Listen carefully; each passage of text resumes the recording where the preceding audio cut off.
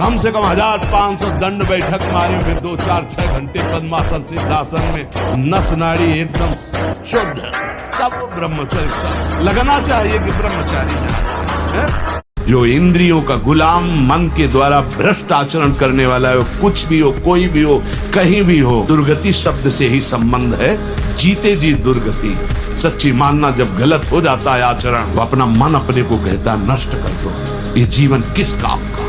होश में हमारे शब्दों को ध्यान से सुनना। जब इतना गलत हो जाता है तो अपना चेहरा अपने को पसंद नहीं आता और अपना जीवन अपने को पसंद नहीं आता। थैला चिकना है, उसमें भरी मल है, सोच भरा है, और आपको पता हो तो क्या आप उसे प्यार करोगे? थैले को गले लगाओ। ये थैला ही है, बच्चा और है, यहाँ भरा है मल, मलाशय यही है, मूत्राशय मलाशय सब यही है, और उनके निकलने के द्वार है। और कौन सी खास बात? बुद्धि भ्रष्ट है, मलिन है, तो इसलिए ये सब बातें हो रही। हमारे इंद्री को संयोग जनित कोई क्रिया, कोई व्यक्ति, कोई स्थान जब तक आधार नहीं मिलेगा तब तक वो हमें नष्ट नहीं कर सकते। हम तभी भ्रष्ट होते हैं जब हम सहारा देते हैं उसको, काम का कोई न कोई आश्रय हम दे देते हैं, तभी भ्रष्ट। चाहे वो कोई क्रिया हो, कोई व्यक्ति हो, कोई स्थान हो, इसे आप ढूंढ लीजिए। अगर आप उसके आश्रय नष्ट कर दिए तो स्फुरित होगा और खत्म हो जाएगा वो। अगर आश्रय है तो प्रेरित करेगा, वहां चलो। तो शास्त्रों का रहस्य है, शास्त्र आदेश करते हैं कि पशु बलि देनी चाहिए, पशु बलि। तो यहाँ पशु कौन है? जो इंद्रियों में पशुता है और जो जनेंद्री में पशुता है, इस पशुता की बलि देने की बात कही गई है। जिह्वा का मुख्य कार्य है पवित्र भोजन करना, पर जो अपनी शक्ति को खोकर मनमानी भोजन करते हैं, जनेंद्री का कार्य है मैथुन करना। जो एक सीमा में न रहकर मनमानी व्यभिचार करते हैं, तंत्र शास्त्र कहता है इसकी बलि, ये पशुता है, इस पशुता की बलि दो। युद्ध कर, उठ, हारेगा, मारा जाएगा तो स्वर्ग मिलेगा, और जीतेगा तो भूमि का कार्य में लगम। युद्ध से मेरा स्मरण कर, उत्तिष्ठ, खड़ा हो जा और युद्ध। देखो ब्रह्म मुहूर्त में उठ के देखो आप 4 बजे, 4 बजे उठिए, थोड़ा जल पीजिए, सोच जाइए, फिर इसके बाद कपड़ा पहनिए पवित्र होके, और फिर दौड़ लगाइए, दंड बैठक मारिए, थोड़ी देर घंटा आध घंटा नाम जप कीजिए, भगवत ध्यान कीजिए, और फिर अपने काम में चले जाइए। देखो आपका चेहरा, आपका जीवन प्रकाश में रहेगा। यदि ब्रह्मचर्य पालन करना कठिन नहीं होता ना, तो फिर इसका कोई महत्व नहीं होता। फिर तो कोई भी ब्रह्मचारी बन जाता, लेट उठने वाला, आलसी, मांसाहारी, शराबी, कौवी, फिर तो कोई भी ब्रह्मचारी बन जाता। इसलिए ब्रह्मचर्य की महिमा इतनी इसलिए है क्योंकि ये कठिन कार्य है, और जो कार्य कठिन होते हैं वो अंतिम में बहुत सुख देते हैं। ये हम अपने जीवन का अनुभव कहते हैं। सीधा उपाय है वासना नष्ट करने का। नाम जप करो, वाणी जी का गायन करो, भगवत चर्चा सुनो, बार बार सुनो, हृदय में उसका मनन करो, खाली हृदय बिल्कुल मत रखो, श्री जी की सेवा में लगो। देखो कहाँ तुम्हें कौन परेशान करता है। ना तुम वीरपात किए हो कि तुम्हारा मन तुम्हें डाउन नहीं करेगा, और क्या करेगा। इसीलिए हम चीख चीख के कहते हैं बच्चों से कि बंद करो यार, बॉयफ्रेंड गर्लफ्रेंड, आज तुम्हें तुमने जीने लायक नहीं रह जाओगे। हमारी बात को उपहास में मत लो, हमारी बात को अच्छे से समझो। अभी ब्रह्मचर्य से होते हार काटने की शक्ति तुम्हारे अंदर होती। अब डूबो। मेरी इस बात में संदेह मत करना, विषयों में सुख नहीं है, केवल आकर्षण है। यदि तुम पहले चिंतन न करो विषय का और फिर भोग लो, तुम्हें सुखानुभूति हो जाए तो मुझे बता लेना। जब तुम चिंतन करते हो विषयों का और भोगते हो, तो वो चिंतन वाला सुख तुम्हें मिलता है। एक बार जिद्दी स्वभाव बनाओ, एक बार विषयों से पिंड छुड़ा लो, कुछ आनंद की कमी है क्या? पर अपने लोग आनंद ढूंढ रहे हैं भोगों में, विषयों में, इसलिए हमारी दुर्दशा हो रही है। भगवान में आकर्षण भी है और सुख भी है। ब्रह्मचर्य को महान आशीर्वाद है भगवान का। आपसे कोई और साधन न बनता हो, यदि ब्रह्मचर्य है, एक अपार शीतलता, कोई भी रोग तुम्हें परास्त नहीं कर सकता, एक नवीन बल तुम्हें कहीं झुकने नहीं देगा।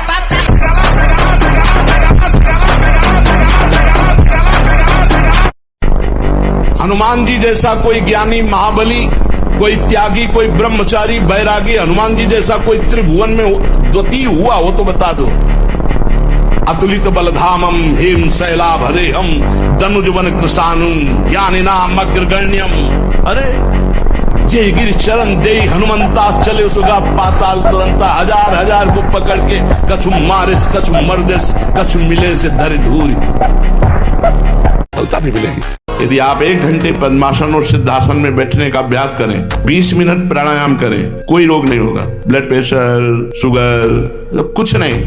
ब्रह्मचर्य ठीक है। आसनों पर बैठने से संपूर्ण शरीर में जो रोग रोकने की क्षमता है वो बढ़ती है।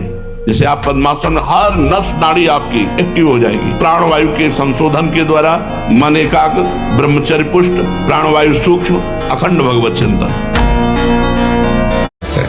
जिन लोगों को ऐसा लगता है कि ब्रह्मचर्य छीण करके हम घी दूध पी करके उसकी पूर्ति नहीं कर सकते, ध्यान रखना।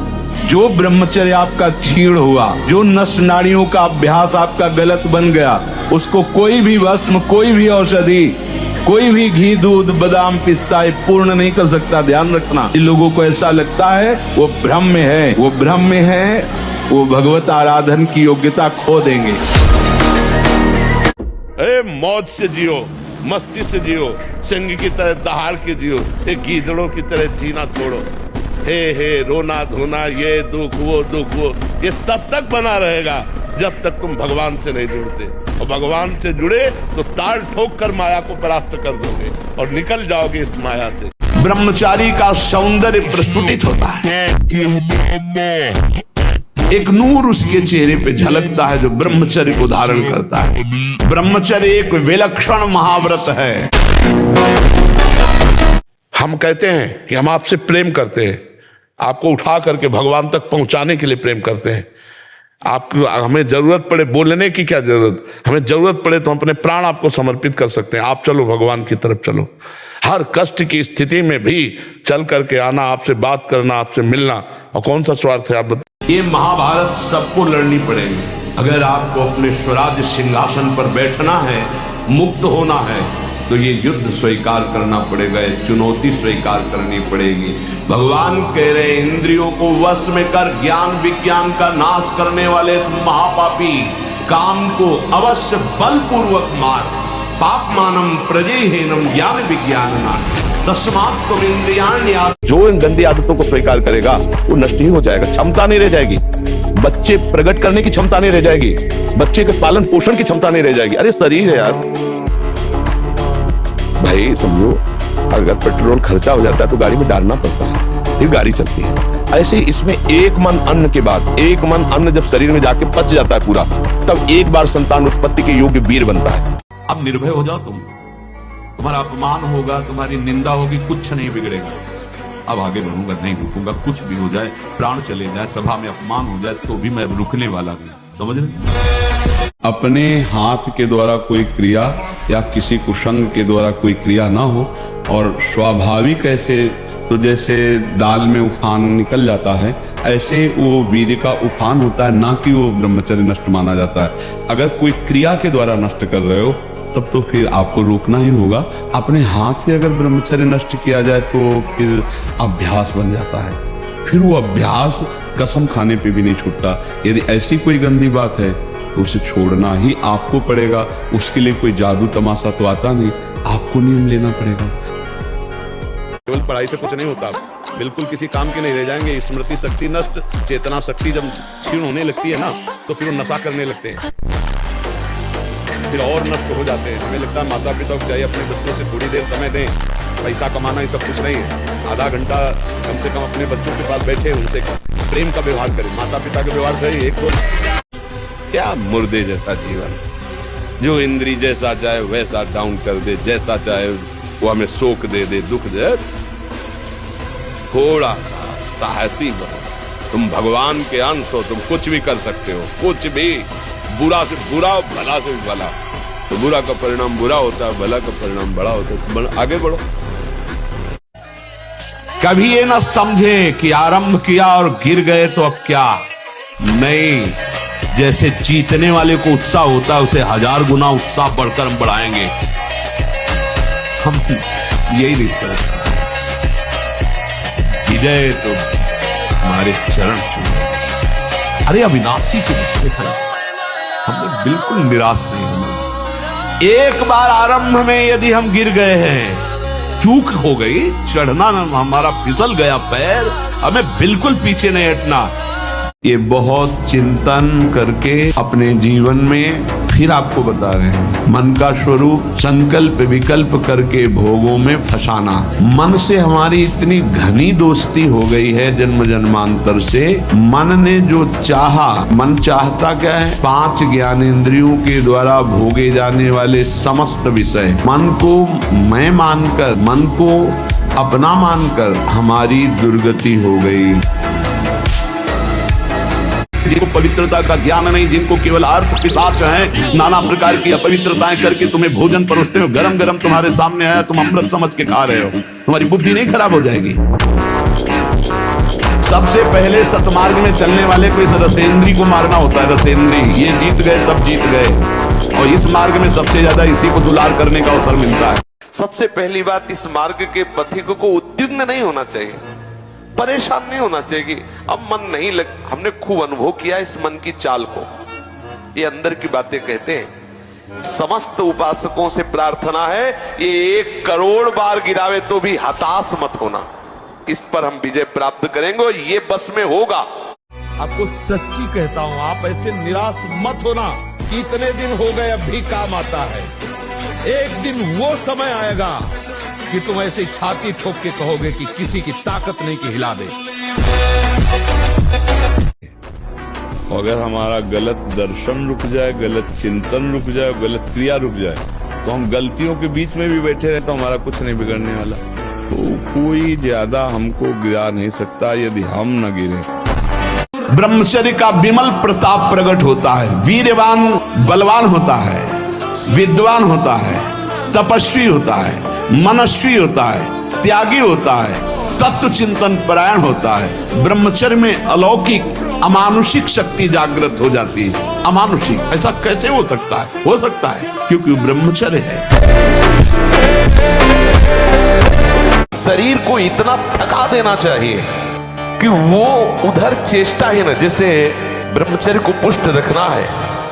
अगर ब्रजमंडल में कहीं है वो आप उठा लो गिरिराज जी की रोज परिक्रमा, अगर मनी राम ऐसे न कर दे तो मैं बता ला है। हर समय ब्रह्मचर्य का संरक्षण कैसे हो ये तुम्हें सोचते रहना। ब्रह्मचारी हो, चाहे लड़की हो, चाहे पुरुष शरीर हो, दृष्टि भी सावधान रखो। आपकी दृष्टि ज्यादा इधर उधर नहीं होनी चाहिए, ठीक नहीं रहेगा। ब्रह्मचर्य परमार्थ की ऊंचाई पर चढ़ने के लिए आवश्यक वस्तु है।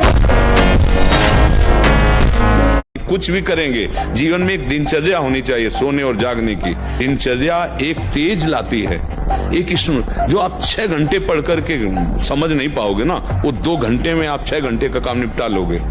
आपकी तेजस्वी बुद्धि होगी, आपकी प्रवीण बुद्धि होगी, आपके अंदर पावर होगा। अब ब्रह्म मुहूर्त में शयन कर रहे हैं, फिर 9 बजे जो नहाना है वो एक ऐसे खिलवाड़ मात्र है। आप 4 और 5 के बीच में उठे और स्नान किया, व्यायाम किया, 1-2 किलोमीटर दौड़ लगाई, थोड़ा प्राणायाम किया, फिर आप पढ़ के देखो। आप देखो जिन बच्चों ने ब्रह्मचर्य छीण नहीं किया है, उनको देखो कैसे उछलते हैं, कैसे कूदते हैं, बिजली की तरह उनके शरीर में स्फूर्ति होती है, एक उन्मत्तता है, गाते हैं। क्यों? वो उन्माद पैदा कर रहा है ब्रह्मचर्य, आनंद का उन्माद। और जो ब्रह्मचर्य छीण किए होते मक्खी उड़ाए नहीं होती। जैसे कि जो भगवान ने बनाया है या सब खाने के लिए तो बनाया है, तो हम तो सब खाएंगे, तो औरों कुछ बनाया है नरक, वो भी भोगने के लिए बनाया है, तो वो भी भोगना पड़ेगा। नहीं, मन के कहने में तुम्हें चेक करना है, न्यायाधीश बनना है। ये गलत सिखा रहा है या सही?